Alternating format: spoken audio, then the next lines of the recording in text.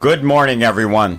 We are continuing with our interviews of elected or candidates that are running for office this year. Later on, we will have some candidates from the town of Boston, and we're bringing back Dan Gagliardi from the town of Amherst. But we're going to start our discussion with regard to the government shutdown. So that's top news right now at this point. It's 10 days or so into the government shutdown. And I'm happy to have back with us Tom Reynolds. So everyone knows Tom Reynolds, so it doesn't take much of an introduction. But Tom spent 25 years in elected office and has been involved in government through most of his life, although he also ran a business alongside of this. And Tom is here today. Welcome back, Tom. Great to be back, Ralph. So the government shutdown, how many times while you were in Congress did that occur? Well, I was trying to think about that. Not a few times. It's been much more prevalent in the last 15 years than it was prior. It's occurred in generations before. As I look at Russ here today and thinking about Jack Kemp, probably that era was a little quieter in shutdowns, but they've occurred. But much more frequently now, depending, a lot of times it's been the Republican that has brought it down with Democratic presidents. President Trump, in his first term, had a shutdown, and he finally opened it.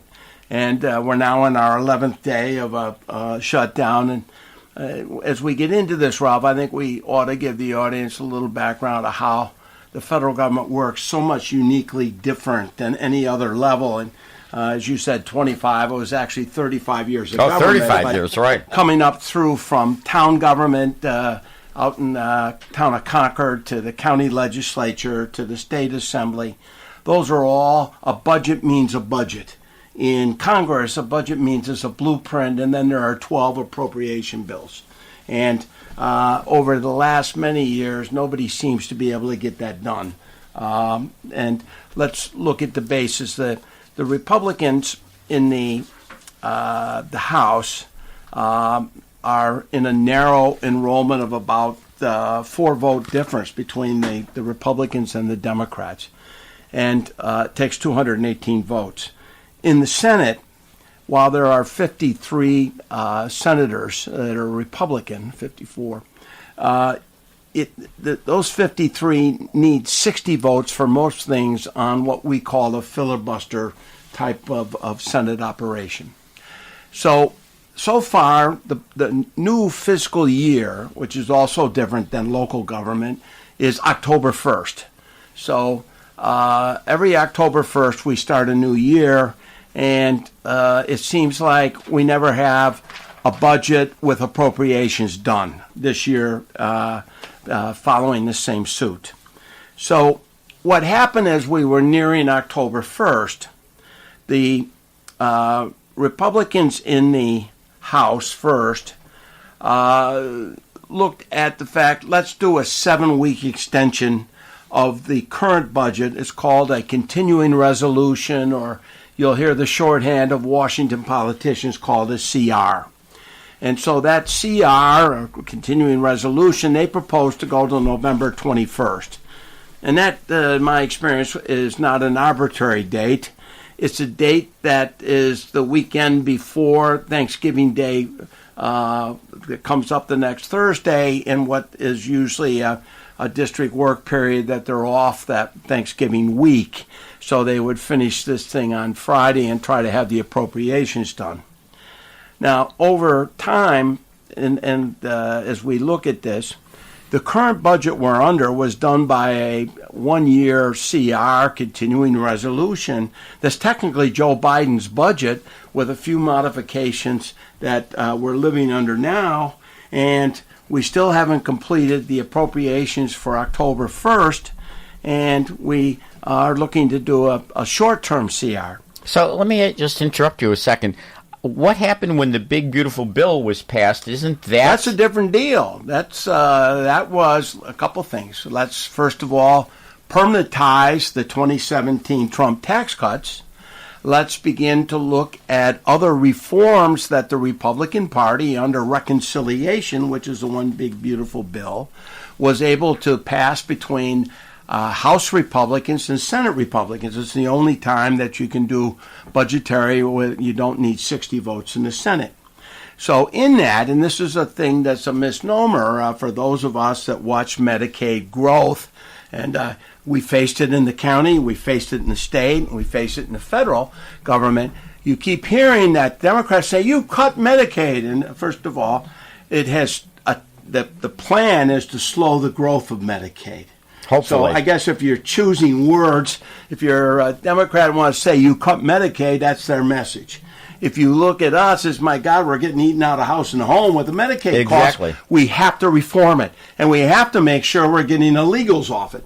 And they'll begin to say, oh, well, we don't have it. That's against the law. Well, it might be against the law, but it's kind of like CDL driver's licenses. No name type thing, and you got a driver's license. So let me tell you that things are happening where they're getting on the dole. And so much of what was in the One Big Beautiful Bill is to bring those reforms, and it can only be financial budgetary matters that were in the One Big Beautiful Bill. Also added $150 million to beef up our military. And with that will be some cushion during this time that we don't have the government open. The president will have to move around some of the money. So the Big Beautiful Bill is only an appropriations bill, but not a budget bill? Well, it's technically it's a little of all that. It's making a special exception of an agreement of public policy, which is really a budgetary thing because you're appropriating money to it. You can either cut stuff, cut some of the Medicaid, or you can add like the military in budgetary matters. But think of it as supplementary to an annual budget, and that's what it was designed to do. Supplement. What does that mean? Permanent tax cuts were done in the big bill. Right. Additional tax, no tax on tips or how we modify senior modifications, Social Security. Changes. Right. All of those were done in that bill versus where they might be done during the year. But they also, my understanding is, they also eliminated the Medicaid for illegals. Well, they did Medicaid reform that is supposed to take care of keeping illegals from getting on. And so, isn't that what the Democrats now want? Isn't that what they're holding hostage? Well, they're saying that it's against federal law to have illegals on Medicare or Medicaid. Well, it might be against the law, but they're getting on. And remember, Joe Biden opened up our borders to where, my God, just each and every day.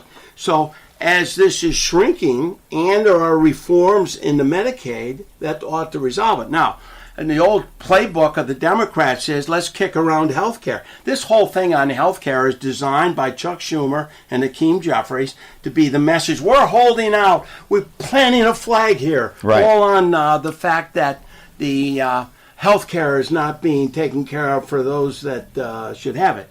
Now, let's take a look at what that is for a second. I believe over 10 years, if I remember, it's about $300 billion for what they want in adding a continuation of permanentizing what we call ACA tax credits for health care under COVID. Now, that was designed as a temporary program when this nation had no idea what its health concerns were going to be. And so that guy that needed a buttress in this thing, they did a tax credit piece in the emergency of that era of COVID. Well, it's come and due. It should do. It's important that sometimes instead of making permanent law, we do something for the time we think we need it. Right. So I've listened to the president carefully. He has said, I'm willing to look at some pieces of that warrant merit. There are some in the House. The Republicans, for the most part, don't want to get into the expense and having this kind of luxury piece in their view of what the ACA COVID-enhanced tax credits are. And then add the Medicaid piece. That's the package of the Democrats. Why? The base of the Democratic Party wants a fight. They hate Trump. We know that. Right. And so in hating it, they beat the tar out of Chuck Schumer because he voted to continue the government. The last time this was up, right? Because he also knew that the president has certain powers now that you shut the government down. This reduction in force, it's not as if they weren't warned. A reduction in force is where he's beginning to target the realignment of the government based on the government shut down, what money he has, and how he's going to manage it. Now, it's, as we know, and you're a lawyer, Ralph, the Democrats have threatened lawsuits. We're going to have lawsuits everywhere. Well, he's used to having lawsuits. He doesn't care. So right. We'll see how many of those make it through, how many don't. And so, yeah, we'll be surprised. And then once in a while we pick a Brooklyn judge that says, I'm with them, until all of a sudden the higher courts say, I'm not so sure about that. So we're seeing some of that. And it's not as if he said, you put this out here. So the Schumer and those 9 other Democrats, when they said, let's do the continuing resolution in March for the year end, at least in their view, what they're saying is at least Trump can't get all the devices of realigning the thing. This time, because the base wants a fight, they want to see something on this. But when you do a continuing resolution, you're keeping the same budget in place, isn't that right, correct? And then I could complicate it by saying there's anomalies. Well, what's the anomaly mean? That particularly the president will say we need to make these adjustments for this year because they certainly weren't foreseen last year. And they're small lists. I've seen them as small as 70 items that are anomalies of the whole government.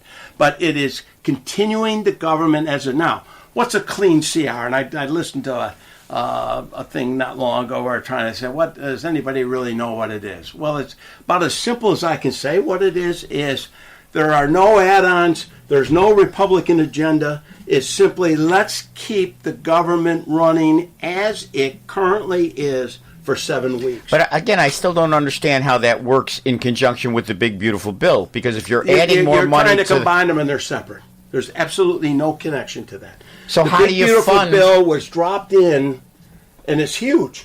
I mean, right. So how do you fund the expense of the big beautiful bill, or the reduction, the continuation of the reduction in taxes, if you're continuing with the what was the Biden budget? Well, I come from the Kemp school of thought that if you reduce both the government and you reduce taxes, the growth will show the thing. Now, I haven't looked yesterday on how the stock market finished up, but it went down to be yesterday. Humming a little though. Well, anytime it's over 42,000, I tell my wife we're doing just fine. 4,200. I get it. And so when I let's get back to this.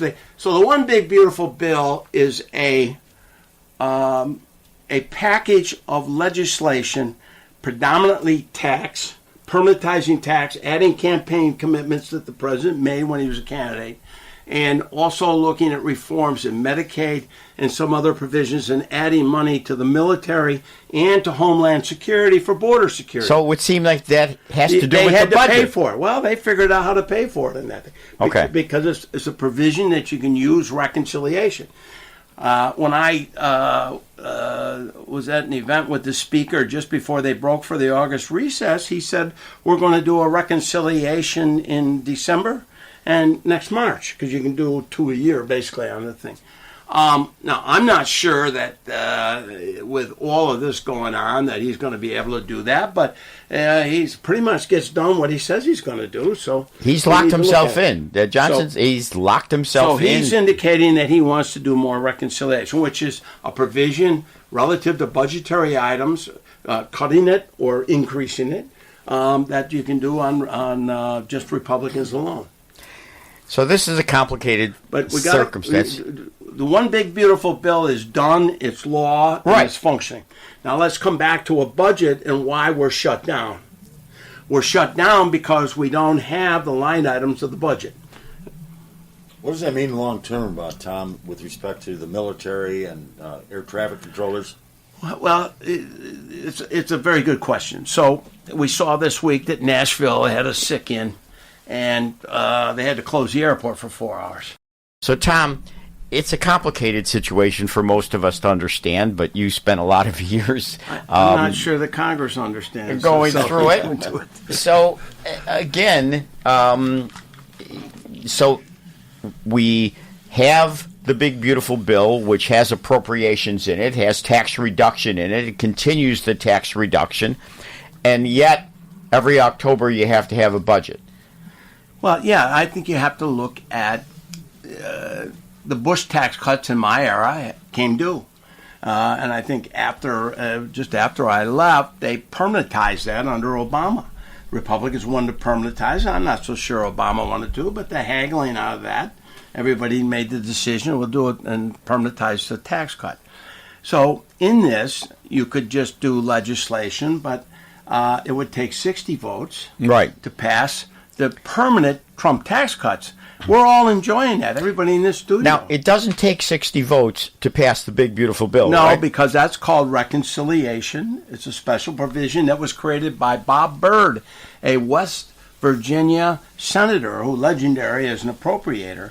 But the Byrd rule that's still in effect today is what the parliamentarian looks at, what's eligible to be in reconciliation and what isn't. Every time I think I understand that, I figure out I don't. It's a very complicated thing. I've been a student of it. But that parliamentarian is like a judge. It's in, it's out. And both parties abide by that. They take it there and they present their case almost like you do, going to a judge to talk about your side versus your other side of the case. And so he makes a decision whether it's going to be parliamentary said it can be in simple because you majority or a 60 vote. It's not eligible. Got it. So let's look at the fact that reconciliation was a special provision. Both parties have done it. How that all that stuff Biden did was done under reconciliation when they had a Democratic Congress. Right. Just simple majority. Simple majority because they hold it all. Republicans have it now. Biden had 2 years where he had it all. And Nancy Pelosi delivered him a boatload of that along with Chuck Schumer.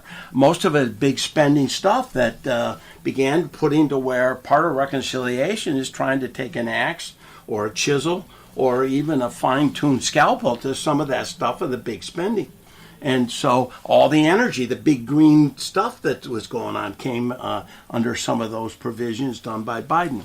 So part of the thing is a realignment the president wanted to see. Part of it is making permanent the Trump tax cuts that were set to expire at the end of this year. Right. And then some other provisions of tax pieces, such as no tax on senior Social Security, no tax on tips, and other pieces of there. A little better job on R&D money for being able to deduct some of the other business tax deductions.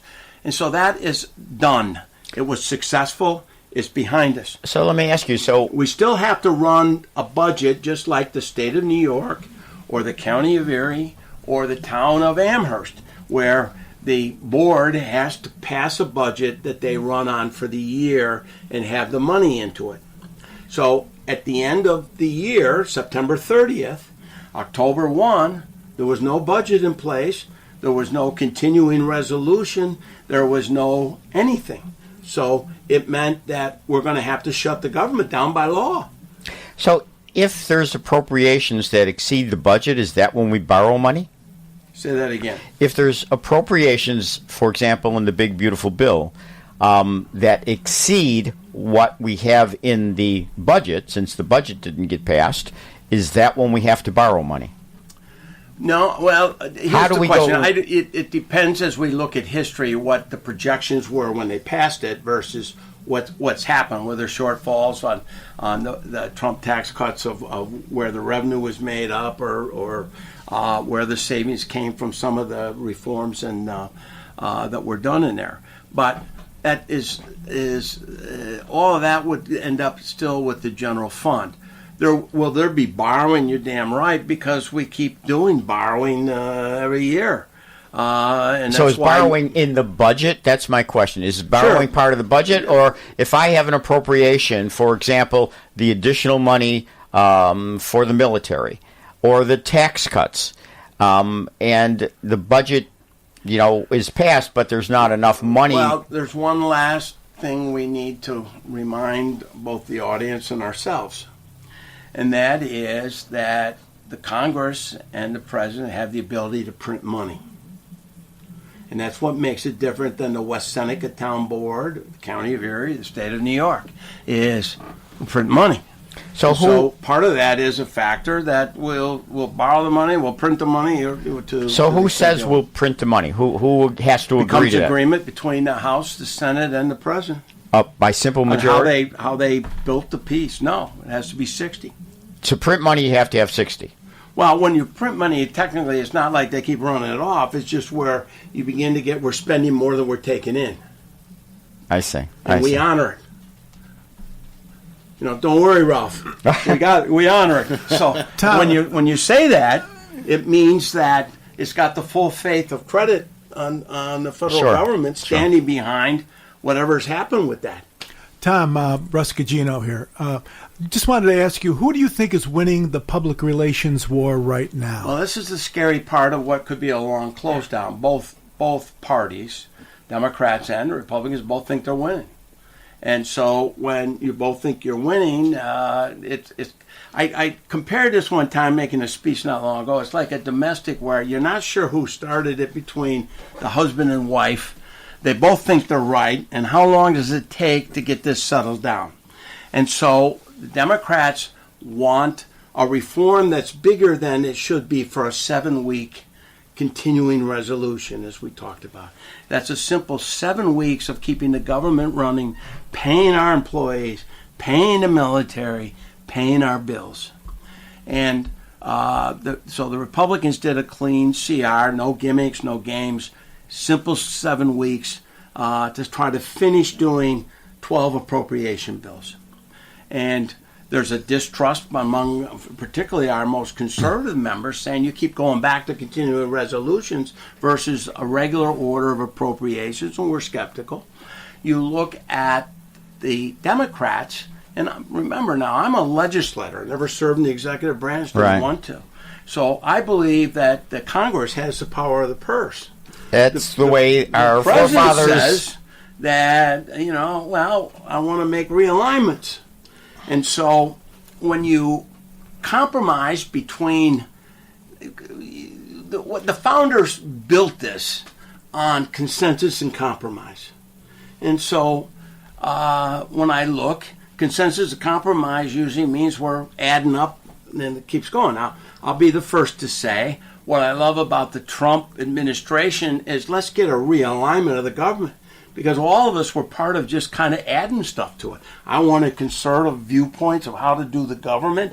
The left wanted these left spending, give more, and that type of thing. So in the compromises, in order to get the votes between the House and the Senate, and the president to sign it, it got to be where we were, the gob got bigger. So his realignment, I think America is happy to see some of it. Now, the problem is there's certainly a distrust when he says, I'm going to do a rescission, which is I'm not taking this, we're not going to pay it. We're not going to do it. And that's after maybe Patty Murray, a liberal Democrat from the state of Washington, as the ranking member of appropriations, put it in there as part of the compromise to provide some of the Democratic votes it took to get 60 in the Senate. Hey, Tom, Russ asked the question, who's winning, Republicans or Democrats in this fight? But I want to ask the question, who's winning among the Democrats? Because it looks like it's the Democrats that are dysfunctional here, because you've got the left side of the Democratic Party, the AOCs. You got the guy running in New York City now, Mondani, and you got Chuck Schumer. He's getting pinched because he happens to be from New York State, where AOC and Mondani and Hochul are from. Well, so when you look at winning, some of these polls, and first of all, I begin to kind of turn off some of this on a public poll saying we interpret that the Democrats are winning this or the Republicans. Both believe their polling says we're on solid ground. And so do I know who it is? We don't know yet. And here's the thing that every elected official, some from Boston, some from Amherst in particular, is I am part of the Republican base. So are you in many respects as a conservative wing of the Republican base. Sure. Democrats have a same range from the progressives, which Mondani is now the featured look of, to a moderate like some of our upstate Democrats.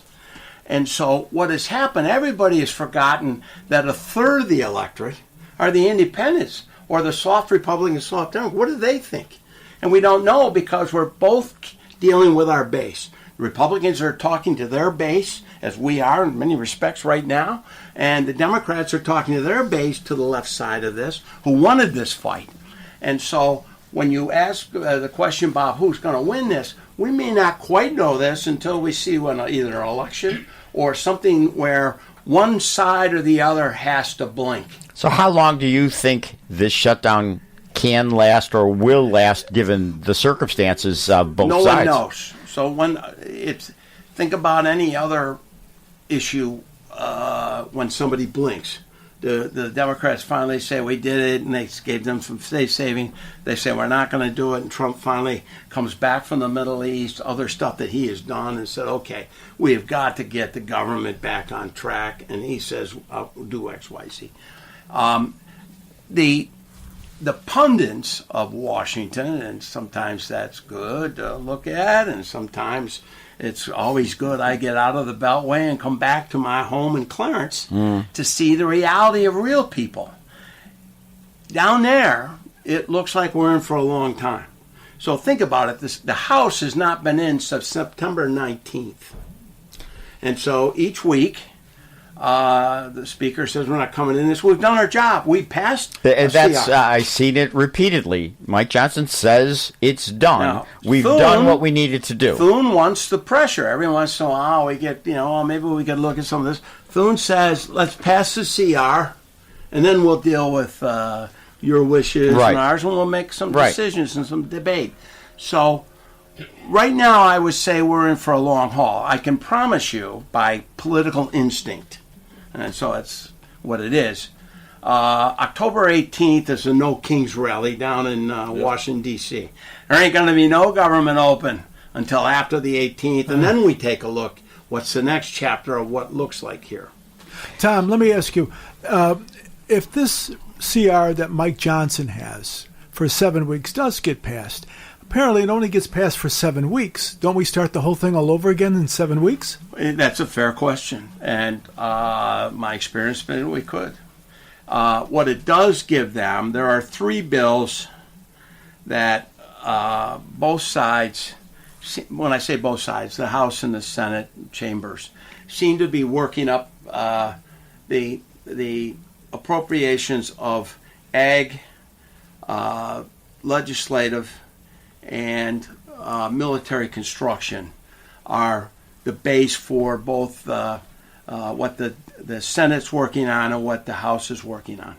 And they could use that then to do either individual of these 12, or they could use it to pass minibuses, which are chunks of the next appropriations, and they could get it done. My view is they'll be facing something on November 21st if this ever passes. Okay, everyone, we're here going over the government shutdown with Tom Reynolds, giving us a full explanation of what happened, how it happened, what can happen from here.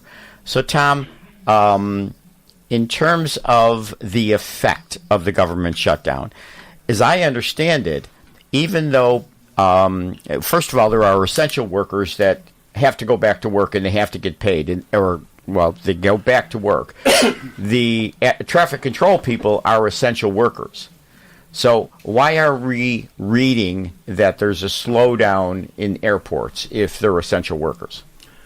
We got a lot of question there. So the essential workers are determined that they have to carry certain functions of each of these agencies out, and the political appointments of the president that are some of the policy of that there and in the White House. There are some furloughed, and there's a definition of furlough versus layoff. And so when we look, essential means they're working but they're not getting paid till the end. The furloughed is those that are home, and in past practices of shutdown, both parties have paid the employee. They will get paid. They or have at least always been paid. They always have been. There's some conversation, not necessarily all that, coming out of the White House. And I think for the most part, Congress, Republican and Democrat, to the most conservative, to the most liberal, will want to pay federal employees that have been furloughed. Now, furlough means just don't come to work, and we're having to shut down wings of this government. If you're laid off or you're hearing a new word, RIF, That's the thing I want to get to. reduction in force. Right. That's the The important president has chosen 5 agencies in the last 2 days through Russ Vought, his OMB director, to do reductions in force. There's a few in EPA, there's in health, there's in parts of Homeland Security that the president had a particular indigestion over of watching their past practices, and we are seeing thousands considered for reduction in force. Now, some people would say the reason that they gave a vote for a CR last time in March was so the president has more power in continuing resolution than he does in how the Congress traditionally appropriates money and has power of the purse. The next piece is continuing resolution is more manageable by everyone than if the government shut down. So the president is taking initiatives now to realign the government, partly in an expedited fashion than how he might have to fight with the Senate Democrats to get this done and the House Democrats, but also in his prerogative saying this is how I'm going to get this thing held while we're shut down. So immediately there's been the threat of a court suit. Anybody can sue. You know this better than anybody, Ralph. Yep. And so I believe there'll be a flurry of suits. There'll be all sorts of mixed looks. But we will also set a policy when this either gets to the appellate and circuit courts or whether it goes to the Supreme Court, as many of these things have happened. Does the president during the shutdown have unlimited power to do reductions in force? And right now he does that, and I think that the Republicans are supportive of that as some of the realignment is there.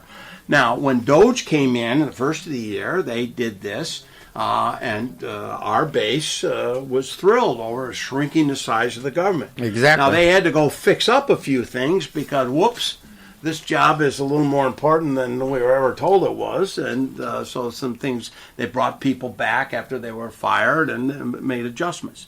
Now, the air traffic controllers, at times, there's not enough of them anyways.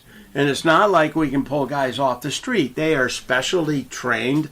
Our military, quite frankly, has trained a number of air traffic controllers while they were in the military, and then they went to the government as air traffic controllers. So if they do a sick out, like was done in Nashville, that shut the place down for a little while. So even though they are obligated to go to work, the fact is they're not getting paid at this point. But they know they will. But they know they will get paid.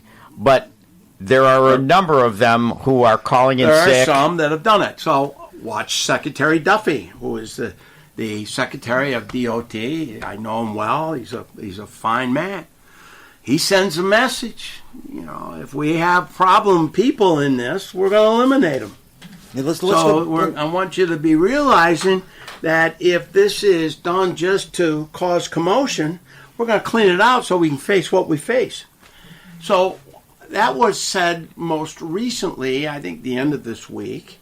I think we have to look at that. Now, a place like National is too full anyways, in my opinion, because every Commerce Senate chairman wants to add their city, San Antonio, the most recently for Senator Cruz. John McCain put Phoenix in so you can go direct flights. That is a full airport, and I fly in it or out of it every week. And so when I look at this, that's a place that might have that if that happens. The secretary has tried to provide caution. Let's not have any let's call it a labor sick out versus what is the normal health relationship of this, because we're too dependent on it.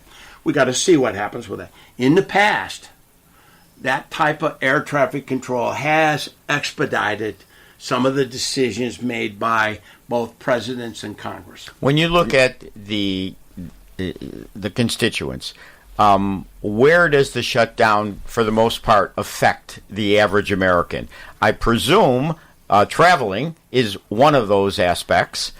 Where else does it really affect the average Buffalonian, Erie County taxpayer? Right now, they haven't felt it. It's all like technically, even with the Medicaid cuts, they don't take effect till 2027. Right. So there's nobody's nobody feeling this feeling it in America. Do I watch it? I watch anything can screw up the Washington airport. And I spent the month of July late with thunderstorms almost every week, going down or coming back. And I'm sure both congressmen from the area find that. But when I look here, this is devised to be where it does not have that pain to the average person here. And now, you're not seeing reductions in force in the parks. You're not seeing changes where we're closing and boarding up the parks. That was a Biden trick, Obama trick. Let's do it to where the public sees, board it up, you can't come in. I don't see any of that. Matter of fact, I've looked, there was no reduction in force in the Department of Interior that I can tell. Yeah, but Tom, you're talking about there's nothing going to be done before the No King protest in Washington coming up next week. And, we still got the military who, my understanding is, won't get a paycheck after the 15th of October. And they got families back home. No What's question gonna about it. So, here, you recall what I said just a little earlier. Nothing pains me more than looking at an enlisted guy that is not being paid enough as a military as we attempt to try to increase it annually on some cost of living. How he's going to make ends meet, or his family is if he's overseas because he didn't get paid, and it comes retroactive. So everybody, Republican or Democrat, will send out a press release saying they're opposed or let's pay them. Elise Stefanik put forth that bill. Both sides are going to send this message from now till the 15th, and after that, if they haven't solved it. The thing to watch, and what I'm saying to this audience, let's see if the president and OMB, his budget people, figure out whether they can take part of that $150 million that was in the big, beautiful bill that is not necessarily directed in there yet. It'll be phased into running the place, and use that as a temporary base to pay the 15th, and then they don't have to worry about it again until November 15th. Gotcha. I think we'd be remiss, Chairman, if we didn't thank President Trump for what happened the end of this week with the peace in the Middle East. And even though he got snubbed for the Nobel Peace Prize yesterday, I think we'd be remiss on this show if we didn't praise our president for the success that nobody's had prior to him. That's absolutely true. That's absolutely true. So, Tom, Elise put forth the bill, but I understand that's a feel-good type of bill because everybody wants to protect the military. That's for sure. Well, she also has Fort Drum. It's huge up in her district. Country. It's in her district. And she's a superb caretaker of the interest of the 10th Mountain Division and the Fort Drum base. It's a very active facility. I haven't been up there in years, but so all of that would make sense. There are many of us that want the military paid. The reality is either we're going to get this run right or we're going to shut down. So and sooner or later, people are going to come to their senses. Tom, a quick political question. We mentioned Elise. She hasn't declared yet. Let's assume she does declare. There's recent polls saying that she's moving a lot closer to Kathy Hochul when people finally realize what Kathy Hochul is standing for these days. What's your prognostication? Look, the Republican Party always has kind of a challenge, and when is the right time to break through. And we've had different times that happened with Al D'Amato doing it in 1980, George Pataki in 94.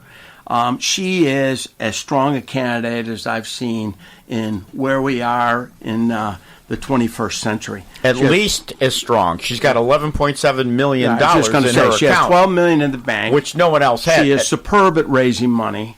The president will help her. And I've looked at my friend George Pataki, who's excited over her. He hasn't been excited at different times over the stretch of who's run for governor. And so, believe me, she made mincemeat out of some of the brightest university presidents who thought they were beyond reproach in the Congress in hearings. You wait till she gets out with Kathy Hochul. Oh, her debate with Kathy Hochul in those hearings was and when something I say to watch. the debate is every day nipping her heels or biting her calf, Yep. or I'm That's what talking we need. figuratively. She's going to be here on the 24th. What that also does is rise all tide. Remember, Dennis Vacco became Attorney General in that tandem with George Pataki when we popped it through. And a number of different variables. Yes, the city turned out less, and Erie County came on strong, and the metro counties gave us a decent vote. There is a lot of frustration with how New York's government is running.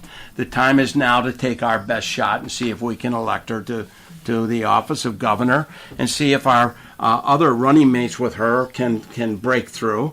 And last but not least is improve the number of Republicans in the state Senate and in the Assembly, and a couple of these swing seats, see if we can get them back like we lost in Long Island. And so it's going to be an exciting 26. It's going to be a great year in 26. Before we leave the shutdown, I want to ask you about the Schumer shutdown. Is this the Schumer shutdown? Is he afraid of AOC? Is that what you believe is the motivation? I mean, it certainly seems he's getting a lot of pressure from the left. He had a lot of pressure from the left. 2028 is a lifetime away, Ralph. Yeah, 2026 is a lifetime away. Yeah. Schumer doesn't run till 2028. Yeah. He's my age. I'm 75, and you know what that means. And so, he'll be 78. He has to say, do I want to do another 6 then?